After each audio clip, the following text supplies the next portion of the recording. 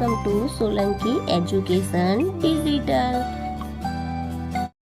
દાખલો 9. જો એક મદનિયાનું વજન જન્મ સમયે 90 કિલોગ્રામ હોય તો તેના આધારે નીચેના પ્રશ્નોના જવાબ આપો. પહેલો સવાલ, 3 કિલોગ્રામ વજન ધરાવતા બાળક કરતા તે કેટલા ગણું થાય? તો એનું જન્મ સમયે કેટલું વજન હતું? 90 ને 3 કિલો એટલે 3 તાલી 9 એટલે કેટલા આવ્યા? 30 ગણું થાય. 6 કિલોગ્રામ વજન ધરાવતા 3 બાળકો કરતા તે કેટલા ગણું થાય? 6 ગુણ્યા આપણે 3 કરીએ તો કેટલા થાય? 18. તો હવે એનું વજન કેટલું હતું મદનિયાનું? 90 ને 18 નીચે લખીશું. તો 18 ભાગ્યા 90 કરીએ, આ 90 ભાગ્યા 18. તો પહેલા એક સંખ્યા લીધેલી નાની છે, બીજી 18 એકા 18, 18 દુ 36, 18 પંચા 90 એટલે કેટલા આવ્યા? જવાબ કેટલો આવશે આપણો? 5 ગણું. 15 કિલોગ્રામ વજન ધરાવતા 3 છોકરાઓ કરતા તે કેટલા ગણું થાય? તો પહેલા 15 ગુણ્યા 3 કરીએ એટલે કેટલા આવ્યા? 45.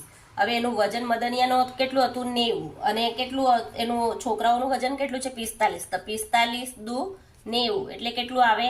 2 ગણું થાય.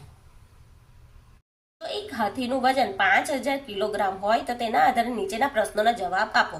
પહેલું, 25 કિલોગ્રામ વજન ધરાવતા કેટલા છોકરાનું વજન તેના જેટલું થાય? લખીશું, હાથીનું વજન કેટલું હતું? 5000 કિલોગ્રામ અને છોકરાઓનું વજન કેટલું છે? 25 એટલે 25 દુ 50 એટલે કેટલા આવ્યું?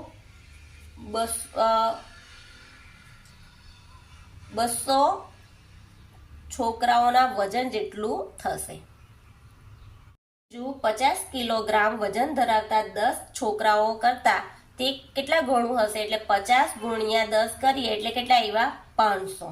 હવે હાથીનું વજન કેટલું છે? 5000. છેદમાં કેટલા આવશે? 500.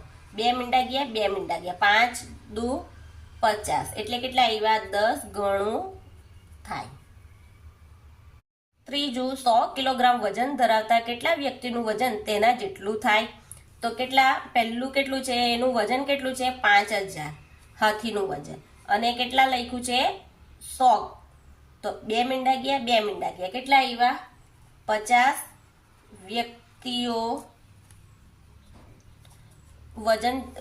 વ્યક્તિઓનું વજન થશે.